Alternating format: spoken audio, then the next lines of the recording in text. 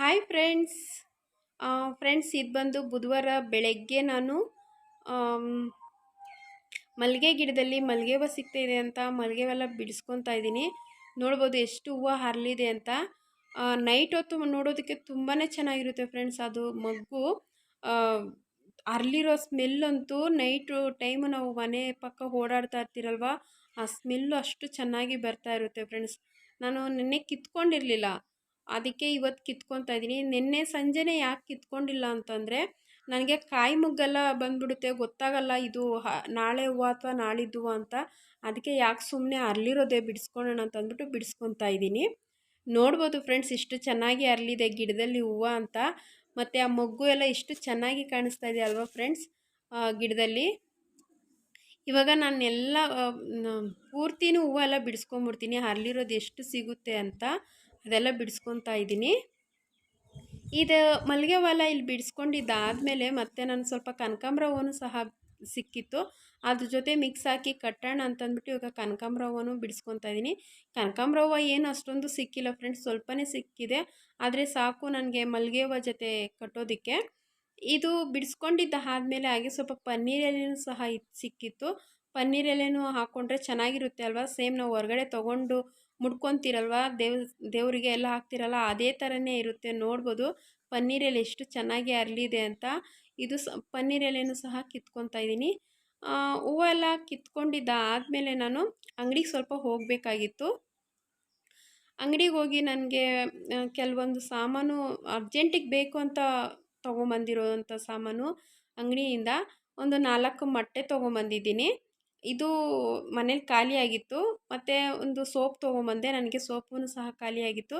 ಮತ್ತು ಮೊಸರು ಒಂದು 1/4 ಲೀಟ್ರ್ ಮೊಸರು ತೊಗೊಂಡು ಅರ್ಧ ಲೀಟ್ರು ಹಾಲು ತೊಗೊಂಬಂದೆ. ಬಟ್ಟೆ ಒಗೆಯೋ ಸೋಪು ಸಹ ಇರಲಿಲ್ಲ ಫ್ರೆಂಡ್ಸ್. ಮತ್ತು ಏಲಕ್ಕಿ ಒಂದು ಪಟ್ಟಣ ತೊಗೊಂಬಂದಿದ್ದೆ. ಏಲಕ್ಕಿ ನನಗೆ ನಾನು ಅಂಗಡಿಗೆ ಹೋದಾಗೆಲ್ಲ 10 ರೂಪಾಯಿ ಏಲಕ್ಕಿ ತೊಗೊಂಬಂದ್ಬಿಡ್ತೀನಿ. ಮತ್ತು ಅದು 10 ರೂಪಾಯಿ ಪ್ಯಾಕೆಟಲ್ಲಿ ಸ್ವಲ್ಪ ಪರವಾಗಿಲ್ಲ, ಸ್ವಲ್ಪ ಜಾಸ್ತಿನೇ ಇರುತ್ತೆ ಅಂತ ಅಂದ್ಬಿಟ್ಟು ನಾನು 10 ರೂಪಾಯಿ ಪ್ಯಾಕೆಟು ಏಲಕ್ಕಿ ತೊಗೊಂಬಂದ್ಬಿಡ್ತೀನಿ. 150 ರೂಪಾಯಿ ತೊಗೊಂಡೋಗಿದ್ದಕ್ಕೆ 3 ರೂಪಾಯಿ ಮಿಗಿಲಿದೆ ಫ್ರೆಂಡ್ಸ್. ಮತ್ತು ಬೆಳಗಿನ ತಿಂಡಿಗೆ ಒಂದು ರೆಸಿಪಿ ನಾನು ನಿಮ್ಮ ಹತ್ರ ಶೇರ್ ಮಾಡ್ಕೊಳ್ಳೋಣ ಅಂತ ಅಂದ್ಕೊಂಡಿದ್ದೀನಿ. ಈ ರೆಸಿಪಿಗೆ ಹೆಸರು ನಾನು ಏನು ಇಟ್ಟಿಲ್ಲ, ನೀವೇನಾದರೂ ನಿಮ್ಗೆ ಗೊತ್ತಿದ್ರೆ ಪ್ಲೀಸ್ ಇದಕ್ಕೊಂದು ಹೆಸರಿಡಿ. ಈ ರೆಸಿಪಿ ಬಂದು ನಮ್ಮ ತಾಯಿ ಅವಾಗ ಮಾಡ್ತಾಯಿದ್ರು, ತುಂಬ ಚೆನ್ನಾಗಿರುತ್ತೆ ಫ್ರೆಂಡ್ಸ್. ಒಂದು ಸ್ವಲ್ಪ ಡಿಫ್ರೆಂಟು ಅಂತಲೇ ಅನಿಸುತ್ತೆ. ನೀವು ಒಂದು ಸರಿ ಮಾಡಿ ಯಾವ ಥರ ಇದೆ ಅಂತ ನೋಡಿ. ಬನ್ನಿ ಇದು ಯಾವ ಥರ ಮಾಡೋದು ಅಂತ ನೋಡ್ಕೊಂಬರೋಣ ಫ್ರೆಂಡ್ಸ್. ಅದಕ್ಕೂ ಮುಂಚೆ ಯಾರೆಲ್ಲ ನನ್ನ ವಿಡಿಯೋಸ್ ನೋಡ್ತೀರೋ ಪ್ಲೀಸ್ ಸಬ್ಸ್ಕ್ರೈಬ್ ಮಾಡಿಕೊಂಡು ನನ್ನ ವಿಡಿಯೋಸ್ ನೋಡಿ ಅಂತ ಕೇಳ್ಕೊತೀನಿ. ಹಾಗೆ ಈ ರೆಸಿಪಿ ಏನಾದರೂ ಇಷ್ಟ ಆದರೆ ಪ್ಲೀಸ್ ಒಂದು ಲೈಕ್ ಮಾಡಿ, ಹೇಗಿತ್ತು ಅಂತ ಕಮೆಂಟ್ ಮಾಡಿ. ನೋಡಿ ಈಗ ನಾನು ರೆಸಿಪಿಗೆ ನಾನಿಲ್ಲಿ ಒಂದು ಚಿಕ್ಕದೊಂದು ಈರುಳ್ಳಿ ಕಟ್ ಮಾಡಿಕೊಂಡು ಅದಕ್ಕೆ ಸ್ವಲ್ಪ ಶುಂಠಿ ತುರಿದಿಟ್ಕೊಂಡಿದ್ದೀನಿ. ಮತ್ತು ಒಂದು ಮೀಡಿಯಮ್ ಸೈಜ್ ಟೊಮಾಟೊನ ಚಿಕ್ಕದಾಗಿ ಕಟ್ ಮಾಡ್ಕೊಂಡಿದ್ದೀನಿ. ಇಲ್ಲಿ ಬೆಳ್ಳುಳ್ಳಿ ನೋಡ್ಬೋದು, ಬೆಳ್ಳುಳ್ಳಿ ನಾನು ಒಂದು ಪೂರ್ತಿ ಗೆಡ್ಡೆನ ಸಿಪ್ಪೆ ತೆಗೆದ್ಬಿಟ್ಟು ಈ ಥರ ಚಿಕ್ಕದಾಗಿ ಕಟ್ ಮಾಡಿ ಇಟ್ಕೊಂಡಿದ್ದೀನಿ. ನೀವು ಬೆಳ್ಳುಳ್ಳಿ ಸ್ವಲ್ಪ ಜಾಸ್ತಿ ಹಾಕ್ಕೊಂಡ್ರೂ ಪರವಾಗಿಲ್ಲ, ಚೆನ್ನಾಗಿರುತ್ತೆ. ಬೇಕಾದರೆ ನೀವು ಶುಂಠಿ ಬೆಳ್ಳುಳ್ಳಿನೂ ಸಹ ಯೂಸ್ ಮಾಡ್ಕೊಬೋದು. ನಾನು ಈ ಥರ ಕಟ್ ಮಾಡಿ ಇಟ್ಕೊಂಡಿದ್ದೀನಿ. ಮತ್ತು ನಮಗೆ ಖಾರಕ್ಕೆ ಎಷ್ಟು ಬೇಕೋ ಅಷ್ಟು ಹಸಿಮೆಣ್ಸಿನ್ಕಾಯಿ ಮತ್ತು ಕೊತ್ತಂಬರಿ ಸೊಪ್ಪು, ಇಲ್ಲಿ ಸ್ವಲ್ಪ ಚಕ್ಕೆನೂ ಲವಂಗ ಇಟ್ಕೊಂಡಿದ್ದೀನಿ. ನೀವು ಸ್ವಲ್ಪ ಏಲಕ್ಕಿನೂ ಸಹ ಹಾಕ್ಕೊಳ್ಳಿ ಫ್ರೆಂಡ್ಸ್. ನಾನು ಏಲಕ್ಕಿ ಹಾಕೋದು ಮರ್ತಿದ್ದೀನಿ, ಏಲಕ್ಕಿನೂ ಸಹ ಹಾಕ್ಕೊಳ್ಳಿ. ಮತ್ತು ಒಂದು ಪಲಾವ್ ಎಲೆ. ಈ ಚಕ್ಕೆ ಲವಂಗ ಬಂದು ಸ್ವಲ್ಪ ನಾವು ಪುಡಿ ಮಾಡ್ಕೊಬೇಕು. ನಾವು ಎಷ್ಟು ಚೆನ್ನಾಗಿ ಪುಡಿ ಮಾಡ್ಕೊತೀರೋ ಅಷ್ಟು ಚೆನ್ನಾಗಿರುತ್ತೆ. ನಾನು ಸ್ವಲ್ಪ ತರ್ತರಿಯಾಗಿ ಚೆಚ್ಕೊಂಡಿದ್ದೀನಿ, ಕುಟಾಣಿನಲ್ಲಿ ಹಾಕ್ಕೊಂಡು ಕುಟ್ಕೊತಾ ಇದ್ದೀನಿ, ನೋಡ್ಬೋದು. ಮತ್ತು ಫ್ರೆಂಡ್ಸ್, ನಾನು ಕೊಬ್ಬರಿ ತೋರಿಸೋದು ಮರ್ತಿದ್ದೆ. ಕೊಬ್ಬರಿನೂ ಸಹ ತುರಿದು ಇಟ್ಕೊಬೇಕು. ಅದು ಕೊಬ್ಬರಿ ಆಪ್ಷನಲ್ಲಿ ಬೇಕು ಅಂದರೆ ಹಾಕ್ಕೊಬೋದು, ಇಲ್ಲಾಂದರೆ ಇಲ್ಲ. ನಾನೀಗ ಕೊಬ್ಬರಿನೂ ಸಹ ತುರಿದು ಒಂದು ಕಪ್ಪಲ್ಲಿ ಹಾಕಿಟ್ಕೊಂಡಿದ್ದೀನಿ, ನೋಡ್ಬೋದು. ಇವಾಗ ಬನ್ನಿ, ಒಂದು ಸ್ಟವ್ ಮೇಲೆ ಬಾಣಲಿ ಇಟ್ಕೊಂಡು ಈಗ ಅದಕ್ಕೆ ನಾನು ಒಂದು 2 ಸ್ಪೂನಷ್ಟು ಎಣ್ಣೆ ಹಾಕ್ಕೊತಾ ಇದ್ದೀನಿ. ನೀವು ಬೇಕಾದರೆ ತುಪ್ಪನೂ ಸಹ ಹಾಕ್ಕೊಬೋದು. ಆ ಎಣ್ಣೆ ಕಾದ್ಮೇಲೆ ಅದಕ್ಕೊಂದು ಪಲಾವ್ ಎಲೆ ಹಾಕ್ಕೊಂಡು ನಾವು ಚೆಚ್ಚಿಟ್ಕೊಂಡಿರೋಂಥ ಚಕ್ಕೆ ಲವಂಗನ ಹಾಕ್ಕೊತಾ ಇದ್ದೀವಿ. ನೀವು ತುಂಬ ಪುಡಿ ಹಾಕ್ಕೊಂಡ್ರೂ ಚೆನ್ನಾಗಿರುತ್ತೆ ಫ್ರೆಂಡ್ಸ್. ನಾನು ಸ್ವಲ್ಪ ತರಿಯಾಗಿ ಹಾಕ್ಕೊಂಡಿದ್ದೀನಿ. ಈಗ ಇದನ್ನ ಫ್ರೈ ಮಾಡ್ಕೊಳ್ಳೋಣ. ಈಗಿದು ಫ್ರೈ ಮಾಡ್ಕೊಂಡಿದ್ದಾದಮೇಲೆ ಸ್ವಲ್ಪ ಈರುಳ್ಳಿನ ನಾವು ಚಿಕ್ಕದಾಗಿ ಕಟ್ ಮಾಡ್ಕೊಂಡಿರೋಂಥ ಬೆಳ್ಳುಳ್ಳಿನ ಹಾಕ್ಕೊಳ್ಳೋಣ ಫಸ್ಟಿಗೆ. ಇದು ಹಾಕ್ಕೊಂಡು ಸ್ವಲ್ಪ ಫ್ರೈ ಮಾಡ್ಕೊಳ್ಳೋಣ. ಆಮೇಲೆ ಈರುಳ್ಳಿ ಕಟ್ ಮಾಡಿ ಇಟ್ಕೊಂಡಿರೋಂಥ ಈರುಳ್ಳಿನೂ ಸಹ ಹಾಕ್ಕೊಂಡು ಫ್ರೈ ಮಾಡ್ಕೊಳ್ತಾ ಇದ್ದೀನಿ. ಈರುಳ್ಳಿ ನಾವು ಎಷ್ಟು ಚೆನ್ನಾಗಿ ಫ್ರೈ ಮಾಡಿ ಹಾಕ್ತಿರೋ ಅದಷ್ಟು ಚೆನ್ನಾಗಿರುತ್ತೆ ಫ್ರೆಂಡ್ ಟೇಸ್ಟು.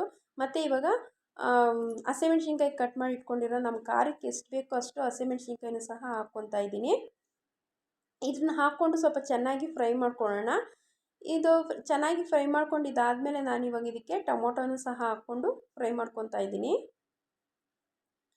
ಫ್ರೆಂಡ್ಸ್, ಈ ರೆಸಿಪಿ ಚೆನ್ನಾಗಿರುತ್ತೆ. ಇದನ್ನು ಬಂದು ನಮ್ಮ ತಾಯಿ ಮಾಡ್ತಾಯಿದ್ರು ಈ ರೆಸಿಪಿನ, ಹಂಗಾಗಿ ನಾನು ನಿಮಗೆ ತೋರಿಸ್ತಾ ಇದ್ದೀನಿ. ಇದಕ್ಕೆ ಹೆಸರು ನಾನು ಏನು ಇಟ್ಟಿಲ್ಲ, ಬೇಕಾದರೆ ನೀವು ನೋಡಿ ಯಾವ ಹೆಸರು ಇಡ್ತೀರಾ ಅಂತ.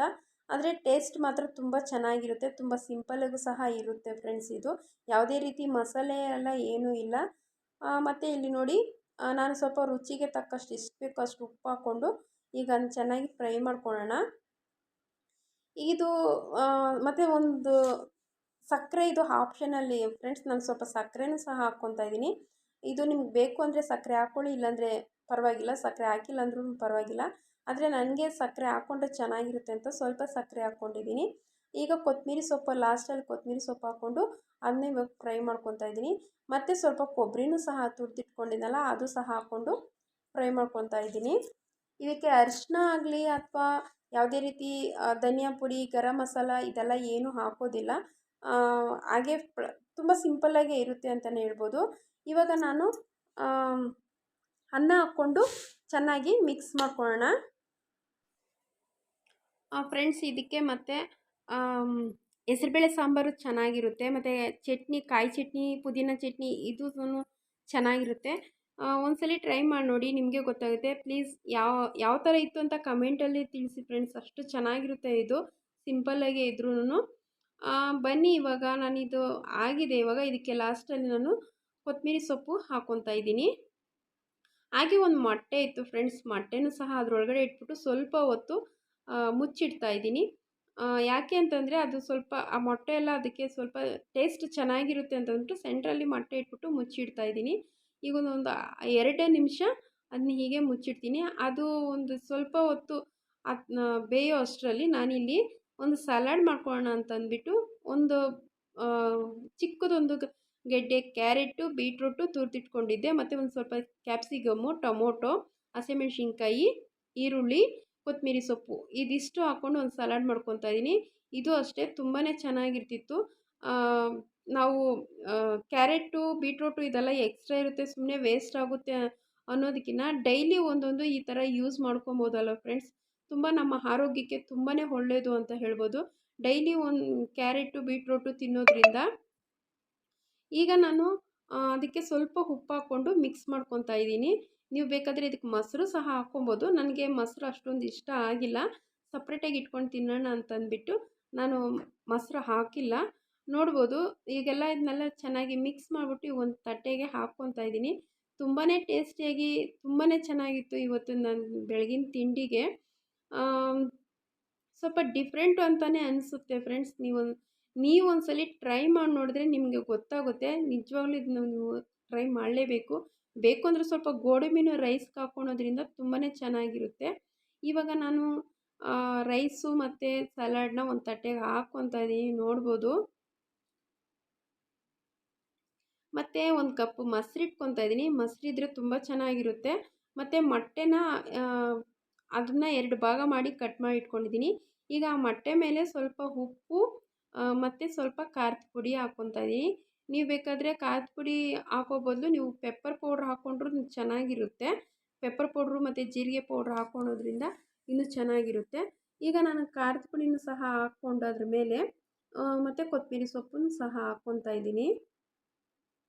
ನೋಡೋದಕ್ಕೆ ಎಷ್ಟು ಚೆನ್ನಾಗಿ ಕಾಣಿಸುತ್ತೆ ಫ್ರೆಂಡ್ಸ್, ತುಂಬಾ ಚೆನ್ನಾಗಿತ್ತು. ಈಗ ಅದ್ರ ಮೇಲೆ ಸ್ವಲ್ಪ ಕೊತ್ತಂಬರಿ ಸೊಪ್ಪು ಹಾಕ್ಕೊಂಡು ನೋಡಿದ್ರಲ್ಲ ಯಾವ ಥರ ಇದೆ ಅಂತ.